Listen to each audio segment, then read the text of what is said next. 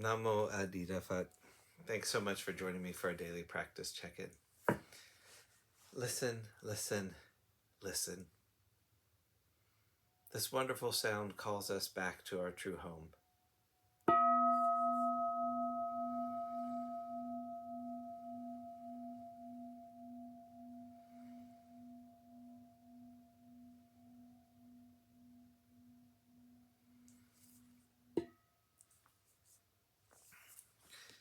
The third mindfulness training. Aware of the suffering caused by sexual misconduct, I vow to cultivate responsibility and learn ways to protect the safety and integrity of individuals, couples, families, and society. I'm determined not to engage in sexual relations without love and a long-term commitment. To preserve the happiness of myself and others, I'm determined to respect my commitments and the commitments of others. I will do everything in my power to protect children from sexual abuse and to prevent couples and families from being broken by sexual misconduct.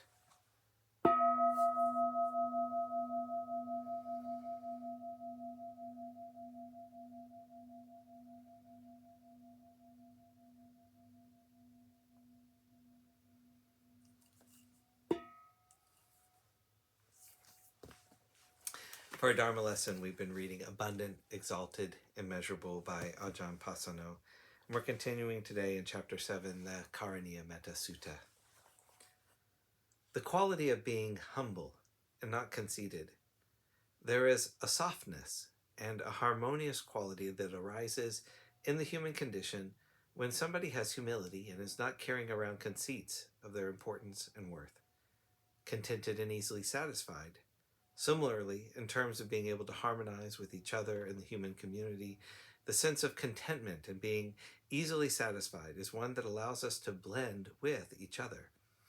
If we're discontented and difficult to satisfy with constant demands, whether they are material or emotional, we're always walking on eggshells. It's difficult to get along. Again, there is an idiom from the scriptural language, blending like milk and water. One discourse comes to mind immediately. The scenario is that the Buddha has left the community because he has become fed up. The monks were arguing and refusing to listen to his advice.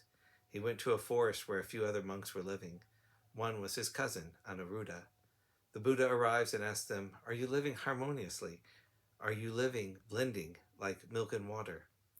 That's an image that is used to indicate that the sense of being contented and easily satisfied is a source of inner well-being as well as outer well-being. Unburdened with duties and frugal in their ways. Not having too many things on our plate, not taking on more than we can handle, living in simple ways. These are ways that allow us to have ease within the heart that can then be translated into a cultivation of a mature emotion like loving kindness. Peaceful and calm, wise and skillful. These are all qualities to be reminding ourselves of in the sense of bringing them into our daily lives.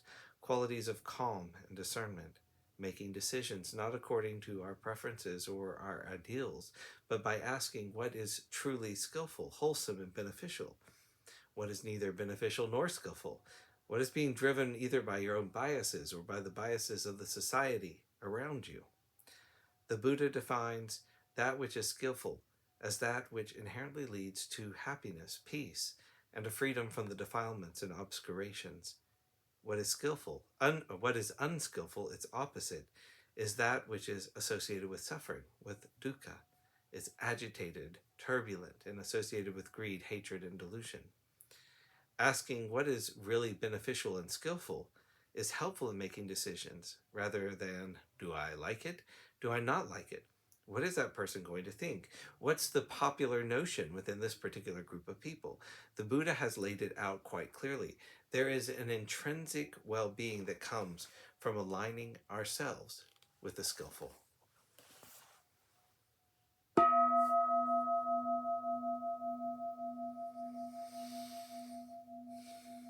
May all beings be well. May all beings be happy. May all beings be peaceful. Namo Phat. Thanks so much for joining me today.